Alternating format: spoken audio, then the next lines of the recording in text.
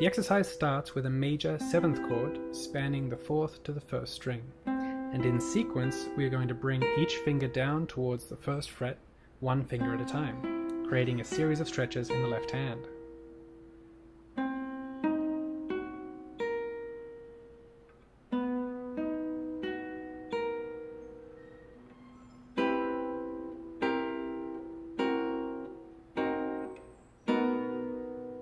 The right hand plays a simple arpeggio, P-I-M-A-M-I, from the 4th string to the 1st and back again.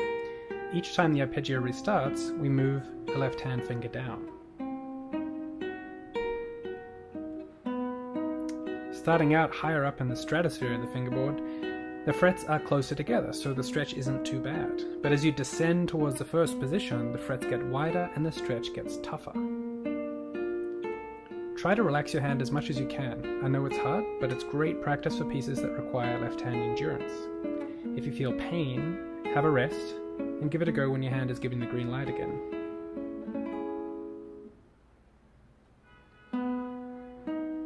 Contrary to most things on the guitar, the slower you play this exercise, the harder it becomes.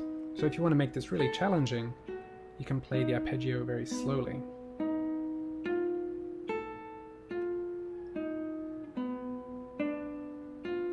You can play along with me now, starting at the 9th position, 4th finger on the 12th fret, or you can just sit back and watch me suffer. This exercise and more